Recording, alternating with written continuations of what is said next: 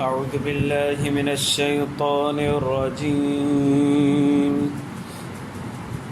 بسم الله الرحمن الرحيم والذين يبتغون الكتاب مما ملكت أيمانكم فكاتبوهم إن علمتم فيهم خيرا وآتوهم مما لله الذي آتاكم ولا تكرهوا فتياتكم على البغاء إن أردنا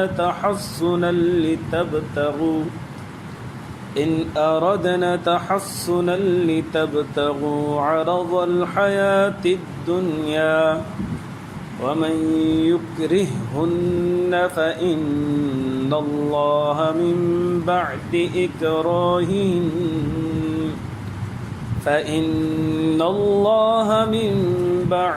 إكراههن غفور رحيم. درود شريف. اللهم صل على سيدنا محمد وعلى آل سيدنا رب زدنا علما.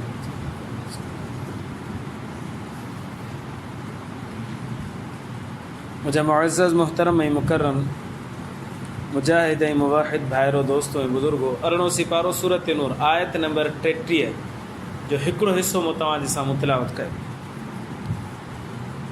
हिकु हिस्से जो ज़िक्र अॻे दर्स में गुज़री चुको हो. बाक़ी आयत जो जी तिलावत मूं तव्हांजे साम्हूं कई. इन खां पहिरीं मुक़दमे जे तौर ते हिकिड़ो मसइलो सम्झणु घुरिजे. मसइलो इहो आहे त इस्लाम खां अॻे माण्हू ग़ुलाम ठाहींदा हुआ. ग़ुलाम ठाहिण जा ॿ तरीक़ा हूंदा. हिकिड़े इलाइक़े वारनि ॿिए इलाइक़े ते हमिलो करे छॾियो, पोइ हुनजे मर्दनि खे, हुनजी औरतुनि खे, हुनजे ॿारनि खे पाण वटि ग़ुलाम करे छॾींदा. हिकिड़ो तरीक़ो इहो हूंदो. ॿियो तरीक़ो ईंदो हो त माण्हुनि खे अगवा कंदा हुआ ऐं हुनखे ग़ुलाम ठाहे छॾींदा. इहो यहूदियत में भी रहियो, ईसाईयत में भी रहियो. नबी करीम सल्लल्लाहु अलैहि वसल्लम जन जी पहिरीं घरवारी, प्यारी घरवारी बीबी ख़दीजतुल कुबरा रज़ी अल्लाह ताला अन्हा नबी करीम सल्लल्लाहु अलैहि वसल्लम जन खे हिकिड़ो ग़ुलाम गिफ्ट में ॾिनो. हुन ग़ुलाम जो नालो ज़ैद बिन साबित रज़ी अल्लाह ताला. ज़ैद बिन साबित रज़ी अल्लाह ताला अन्हु बि अगवा कयो वियो हो पंहिंजी ॻोठ मंझां. पोइ वरी माण्हुनि अची मार्केट में हुनखे विकितो. पुराणे दौर जे अंदरि जीअं जानवरनि जी मार्केटूं लॻंदियूं पियूं, ओड़े उन दौर जे अंदरि माण्हुनि जूं मार्केटूं लॻंदियूं, ग़ुलामनि जूं मार्केटूं. मर्द ग़ुलाम, औरतूं ग़ुलाम विकाणियूं वेंदियूं. हज़रत ज़ैद बिन साबित अगवा थियो ऐं कंहिं मार्केट में आयो, हुतां विकितो वियो. वरी ॿी मार्केट में आयो, हुते विकितो वियो. टी मार्केट में हलंदे हलंदे मके अची पहुतो ऐं बीबी ख़दीजतुल कुबरा रज़ी अल्लाह ताला अन्हा हुनखे ख़रीद कयो. ख़रीद करे वरी नबी सल्लल्लाहु अलैहि वसल्लम जन खे गिफ्ट में ॾेई छॾियो. को काफ़िलो मक्कतुल मुकरमा में आयो ऐं अची करे नबी करीम सल्लल्लाहु अलैहि वसल्लम जन खे ॾिठऊं, मुलाक़ात कयऊं. त हिते ज़ैद बिन साबित खे बि ॾिठऊं. इहो काफ़िलो हज़रत ज़ैद बिन साबित जे ॻोठ जो हुजे, जिते हिन जा वालिदैन रहंदा. हुन ॾिसी करे सुञाणे वरितो, छोकिरो असांजे ॻोठ जो. वापसि विया, हिन जे माइटनि खे ॿुधायूं त तव्हांजो छोकिरो मक्कतुल मुकरमा में अथव, हिकिड़े माण्हू जो ग़ुलाम अथव. वो माण्हू मोहम्मद अरबी सल्लल्लाहु अलैहि वसल्लम. बाबो भी आयो, चाचो भी आयो. मक्कतुल मुकरमा में नबी साईं सां मुलाक़ात कई.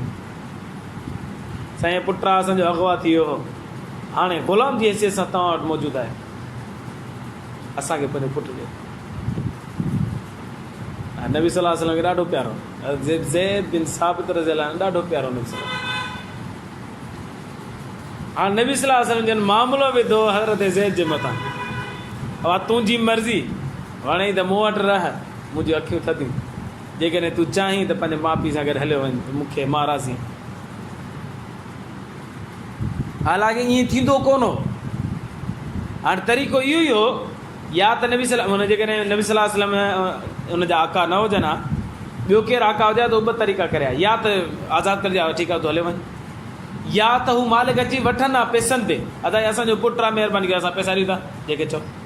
पर नबी सल्लल्लाहु अलैहि वसल्लम आज़ादु बि न कयो नबी सल्लल्लाहु अलैहि वसल्लम जन विकतो बि न, साईं जन हुनखे पंहिंजे हाल ते छॾे, तुंहिंजी मर्ज़ी, वञ त हलियो वञ, रह त मुंहिंजी अखियूं त मूंसां गॾु। हाणे ईअं जो साईं जन फरमायो त भले हलियो वञ त हिन हवाले ते ख़ुशि थिया, यकीननि हाणे असांजो पुटु असां ॾे ईंदो, त हू पहिरियां हीअं ॾिसे बाबे खे, वरी ॾिसे नबी सल्लल्लाहु अलैहि वसल्लम खे, वरी ॾिसे बाबे खे, वरी ॾिसे नबी सल्लल्लाहु अलैहि वसल्लम खे, वरी उथी अची नबी साईं पासे, साईं मां मरी वेंदुसि पर तव्हांजो साथ कोन छॾींदुसि, मूंखे बाबे सां न आहे वञणु तव्हां सां, आख़िर ज़िंदगी ताईं मां तव्हां सां गॾु रहंदुसि, मूंखे छॾे ॾींदुसि पाण वटि। साईं जन फरमाया ज़ैद असां सां राज़ी आहे त असां बि ज़ैद सां राज़ी आहियूं, तव्हां जॾहिं मुलाक़ात करणु चाहियो त मुलाक़ात कयो, मां छॾींदोमांसि। त हुते ज़ैद बिन साबित नबी साईं वटि आयो हो, अगवा थी वियो, पोइ विकिणजंदो साईं जन वटि अची पहुतो। त माण्हू ग़ुलाम कंदा ॿिनि तरीक़नि सां, हिकिड़ो इलाइक़ो फतह कयो वेंदो त उन इलाइक़े जा मर्द ऐं औरतूं ग़ुलाम कयूं वेंदियूं, या माण्हू गिरफ़्त कंदा अगवा कंदा, हा पोइ हुनखे ग़ुलाम ठाहे छॾींदा। नबी सल्लल्लाहु अलैहि वसल्लम ज़ैद जी शादी कराई, तव्हांखे ख़बर आहे हीअ जेका नबी साईं सां हुन मोहबत हुई, अलाह साईं खे एॾी पसंदि आई, एॾी पसंदि आई, हज़ारनि में सहाबी नबी सल्लल्लाहु अलैहि वसल्लम जा, पर कंहिंजो बि नालो क़ुर में कोन्हे, इन सहाबी जो आहे, ज़ैद जो सहाबी जो नालो क़ुर में आहे। फलम्मा क़ज़ा ज़ैदुम मिन्हा, सूरत अहज़ाब 22 पारे में, हज़रत अबू बकर जो नालो न आहे, उमर जो नालो न आहे, उस्मान जो नालो न आहे, अली जो नालो न आहे, कंहिं बि सहाबी जो नालो क़ुर में न आहे, ज़ैद बिन साबित जो नालो क़ुर में आहे। वरी हिन जी साईं जन शादी कराई, हिनखे पुटड़ो ॼायो उसामा बिन ज़ैद, उहो बि नबी साईं खे ॾाढो प्यारो। नबी साईं जिन कुलनि मुबारकनि ते हसनैन करीमैन खे सवारी कराई न, इन साॻियुनि कुलनि मुबारकनि ते उसामा बिन ज़ैद खे बि सवारी कराई, साईं जन उहे खणी करे घुमाईंदा मस्जिद मदीने जी गलियुनि में। माना हुन नबी सल्लल्लाहु अलैहि वसल्लम जिन जे साथ खे फ़ज़ीलत ॾिनी, त अलाह जे रसूल सल्लल्लाहु अलैहि वसल्लम पंहिंजी मोहबत जी इंतिहा करे छॾी,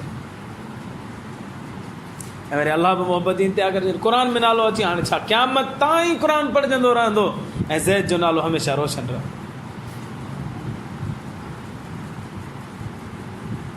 अच्छा, हाणे ज़माने जाहिलियत में इहो कमु थींदो हो, माण्हू ग़ुलाम कंदा हुआ। हाणे इस्लाम जीअं आयो त इस्लाम झटपट न फरमायो त बाबा तव्हां छॾे ॾियो, ग़ुलामी जो तस्वुरु ख़तमु कयो, बल्कि इस्लाम कुझु अहिड़ियूं तरग़ीबात ॾिनियूं जंहिंजी बरकत आहे त अॼु दुनिया में हिकिड़ो माण्हू बि ग़ुलाम कोन्हे। इहो इस्लाम जो इंसानियत जे मथां अहसान आहे जो ग़ुलामियत वारे कंहिं त माण्हू खे आज़ादु करे छॾियो। इस्लाम चए थो बाबा तव्हांजे मथां हीउ ॾोह थी वञे, ॾंढ लॻे, बाबा ग़ुलाम आज़ादु कयो।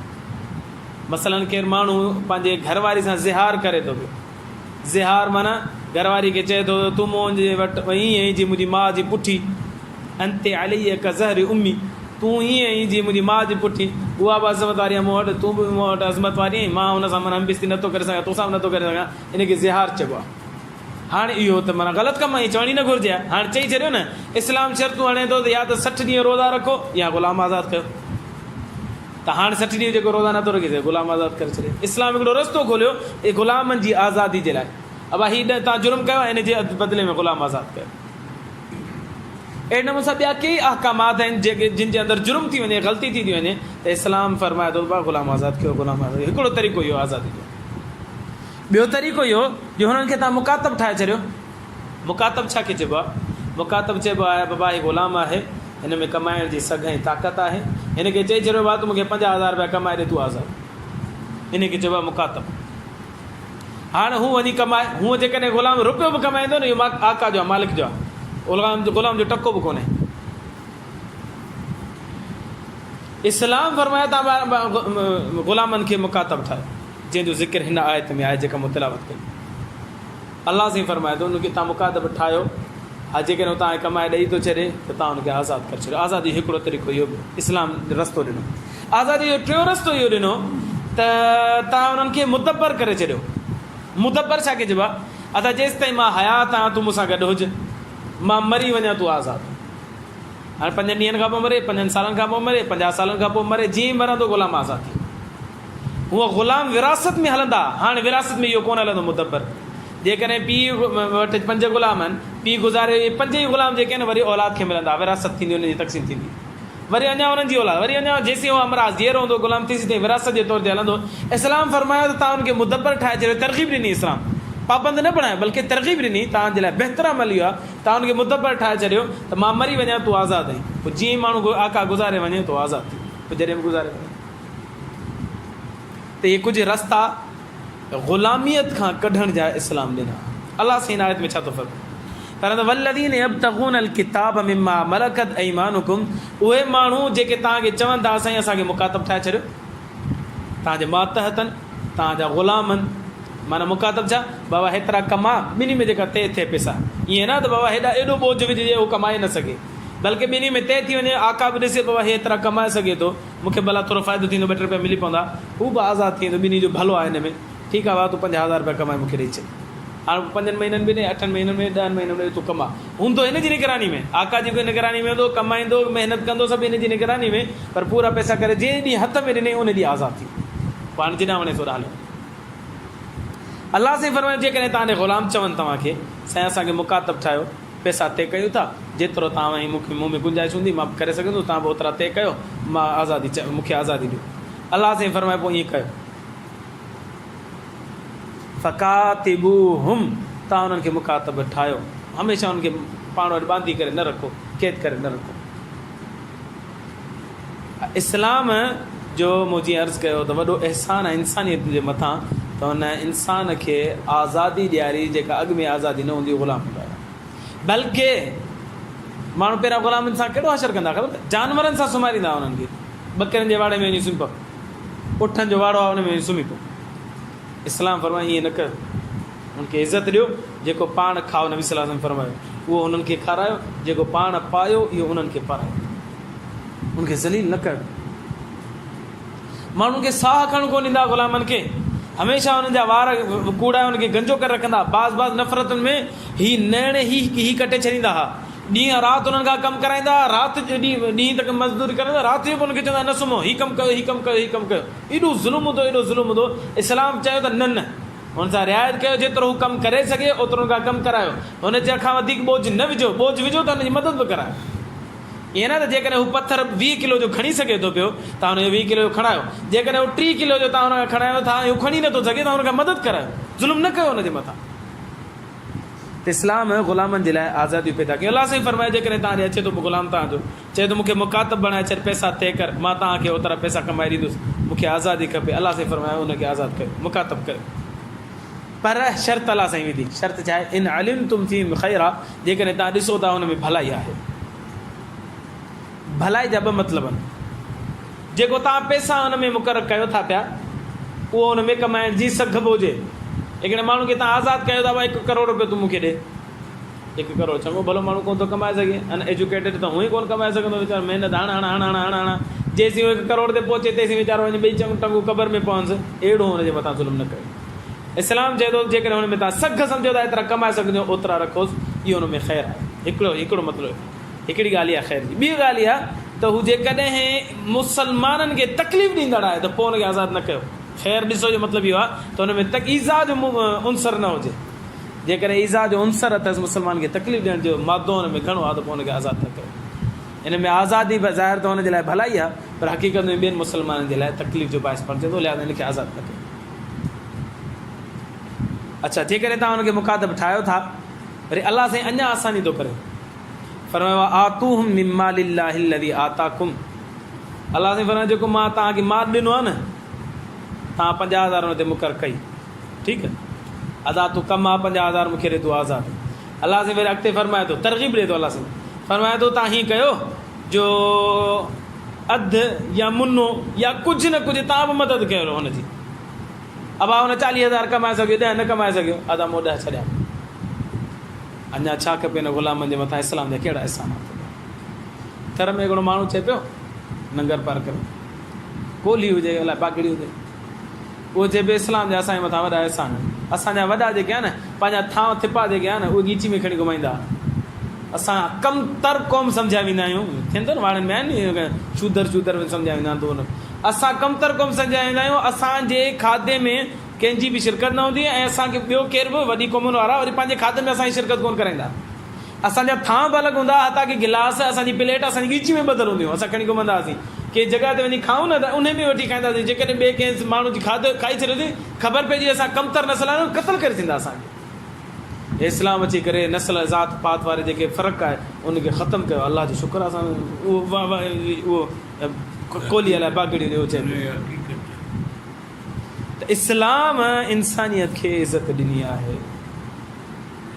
हाणे अलाह साईं फरमाए थो त हुनखे मुकातब कयो, मसलन 50,000 ते हुन सां डन कयो, अबा कमाए ॾे। वरी अलाह साईं फरमाए थो हुन सां रिआयत बि कयो, अबा 30 ॾिनई 20 छॾे ॾियोसि, 35,000 ॾिनई वरी 15 छॾे ॾियोसि, 40 ॾिनई वरी छॾे ॾियोसि, ॻाल्हि ख़तमु। अॻिते ॿी ॻाल्हि, वला तुकरिहू फतयातिकुम अलल बिगाए, औरतूं जेकॾहिं तव्हांजे ग़ुलाम आहिनि, न्याणियूं तव्हांजे ग़ुलाम थी आहियूं त इहे 2 क़िस्मनि जूं हूंदियूं। हिकिड़ी हूंदी आहे उम्मे वलद। उम्मे वलद अच्छा जीअं निकाह कबो आहे त घरवारी सां बिस्तरी जाइज़ हूंदी आहे, अहिड़े नमूने सां का ग़ुलाम औरत तव्हांजे वटि अची वई न त उन सां बि हम बिस्तरी जाइज़ आहे। शरीयत उन सां बि हम बिस्तरी जाइज़ रखी आहे। पर अलाह साईं फरमाए थो जेकॾहिं हुनखे औलाद थी वञे, इनखे चइबो उम्मे वलद, औलाद थी वई न, हाणे तव्हां हिनखे विकिणी कोन था सघो। इहा हमेशह हमेशह तव्हां वटि रहंदी, हमेशह हमेशह।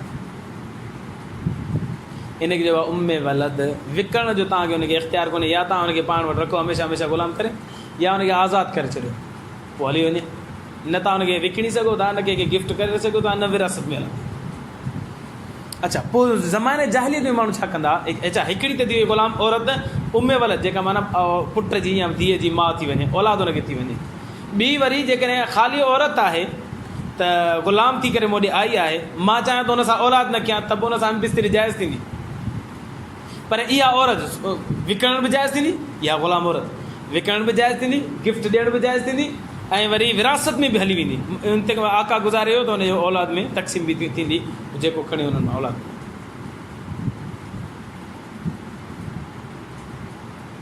हाणे ज़माने जाहिलियत में माण्हू छा कंदा हुआ त हा इहो कमु कंदा ई कोन हा, त या त हुनखे पंहिंजी औलाद जो माउ ठाहिनि, यानी उम्मे वलद कनि, या सिर्फ़ु पाण में बिस्तरी कनि, बसि ठहियो, जेको इजाज़त आहे सही तरीक़ो आहे।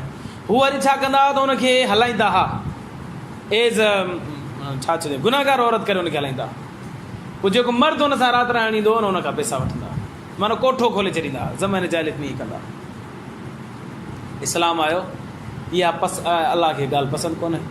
अलाह से फरमायो वला तुकरिहू फतयातिकुम अलल बिगाए इन अरदन तहस्सुना, औरत जेकॾहिं गुनाह खां बचणु चाहे थी पई त तव्हां हुन ग़ुलाम औरत खे गुनाह ते मजबूर न कयो, छॾियो। तव्हां हुन सां ज़िंदगी गुज़ारे था, उहा तव्हांजी ममलूक आहे, तव्हां हुन सां ज़िंदगी गुज़ारियो, ठीकु आहे, हम बिस्तरी कयो, ठीकु आहे, जेको खाओ पाण हुनखे खारायो, जेको पाण पायो हुनखे पारायो, सुठी ज़िंदगी हुनखे ॾियो, ठीकु। जेकॾहिं हुनखे ॿार जी माउ था ठाहियो त बि ठीकु, न त हुनखे सुठी ज़िंदगी ॾियो, उहा बि ठीकु आहे, न त विकिणी छॾियो तव्हां। पर विकिणी छॾे पोइ न त वरी झटिपट वरी जो ॿिए वटि वेंदी न त झटिपट हुन सां कोन बिस्तरी कंदो, बल्कि हिनखे पाक जो मौक़ो ॾींदो। माना 3 जीअं तलाक याफ़्ता औरत खे 3 हेज़ गुज़री वञनि, पोइ वञी करे ॿिए हंधि शादी करे, अहिड़े नमूने सां ग़ुलाम औरत जा बि कानून आहिनि। ज़माने जाहिलियत वारी रस्म खे जेको कोठो खोले छॾींदा हुआ आका, अलाह साईं फरमायो ईअं न कयो। लितबतगू अरदल हयाती दुनिया, तव्हां चाहियो था दुनिया जो माल मता मिलंदो, गुनाह जी हिकिड़ी फैक्ट्री खोले छॾी अथव त माण्हू सुबुह जो हिकिड़ो आयो, मंझंदि जो ॿियो आयो, राति जो ॿियो आयो, ऐं तव्हां दुनिया खे तलब कयो था, माल दौलत तलब कयो त ग़लति था कयो। इन ते मजबूर औरतुनि खे न कयो। साईं औरत आहे मजबूरी आहे वीचारी, अलाह साईं तरक़ीब ॾिनी, ईअं न कयो, इहो गुनाह जो कमु अथव, हराम आहे। इहा पैसो बि तव्हांजे लाइ हराम थींदो, गुनाह बि हराम थींदो। हुनखे औरत खे जेको गुनाह मिले थो मिलियो, ठहियो, पर तव्हांजी ॻीची में गुनाह ज़रूरु आहे ज़िना जो। पर पोइ अलाह साईं वरी आसानी कयो हुन औरत जे लाइ जेका मजबूर थी हुन छा थी करे। अलाह साईं फरमायो मन युक्रिहुन्न फ़इन्न अल्लाह मिन बअद इक्राहिहिन्न, औरत उहा जेका मजबूर कई वई ज़िना ते, ग़ुलाम औरत ज़िना ते मजबूर कई वई, बेशक अल्लाह हुनखे मजबूर थियण जे बावजूद बि गफ़ूर रहीम, अल्लाह बख़्शण वारो ऐं महिरबान। हाणे उन औरत जा गुनाह त माफ़ु करे छॾींदो, पर जेको हिन खां कमु गुनाह जो कराए थो पियो उहो यकीननि ज़ानियुनि में शुमार थींदो, ऐं जेको हुन कमायो पैसो उहो हराम शुमार कयो वेंदो। अल्लाह तबारक व तआला घर जी ज़िंदगी सूरत नूर में ज़िक्र फरमाई आहे। उन में घर जी ज़िंदगी मंझां हाणे त दौर ख़तमु थी आहे ग़ुलामनि जो, ग़ुलामनि में मर्द बि हूंदा, औरतूं बि हूंदियूं, इहो तफ़सील सां ज़िक्र थियो। अल्लाह खां दुआ आहे अल्लाह ईमान जी ज़िंदगी ईमान ते मौत नसीब फरमाए। आख़िर दावाना।